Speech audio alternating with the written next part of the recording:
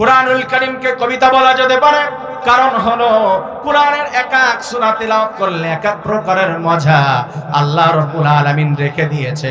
আমার সঙ্গে সবাই পড়ুন, বুঝবেন।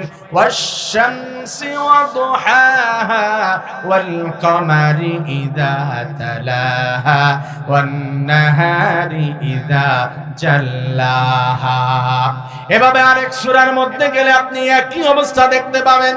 আপনি যদি পড়েন কুল আউযু বিরাব্বিন নাস মালিকিন নাস ইলাহিন নাস, প্রত্যেকটি আয়াতের শেষে সিনের একটা মিল রেখে দিয়েছেন কে?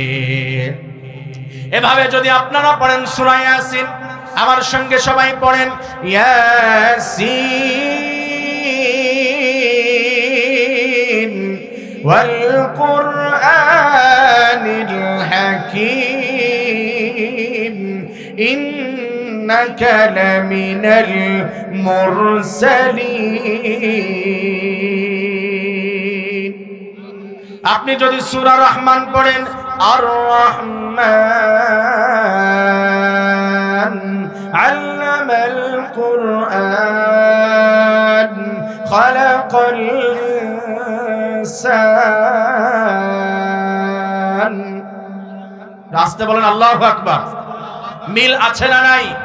আপনি সূরা ওয়াকিআ পড়েন, ইযা ওয়াকাআতিল ওয়াকিআ লাইসা লিওয়াকাআতিহা কাযিবা খাফিদাতুর রাফিআ ইযা রুজ্জাতিল আরদু রাজ্জা ওয়া বুসাতিল জিবালু বাসসা ফাকানাত হাবাআন মুনবাত্তা। আল্লাহু আকবার।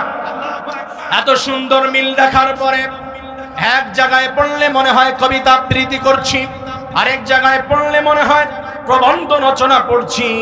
এত সুন্দর মিল দেখার পরে কাফেররা বলা শুরু করে দিল যে তুমি তো কবিতা আবৃত্তি করো। আমার প্রিয় ভাইয়েরা,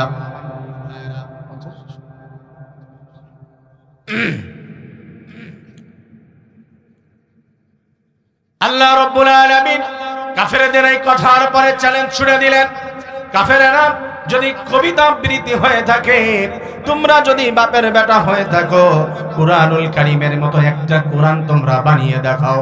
আমার প্রিয় ভাইরা বলুন তো, আল্লাহ তাআলা চ্যালেঞ্জ দেওয়ার পরে কাফেরেরা একটা কোরআন বানাতে পেরেছিল নাকি? আল্লাহ তাআলা বলল, কুল লা ইন ইজতামাআতিল ইনসু ওয়াল জিন্নু আলা আন ইয়াতু বিমিসলি হাযাল কুরআন।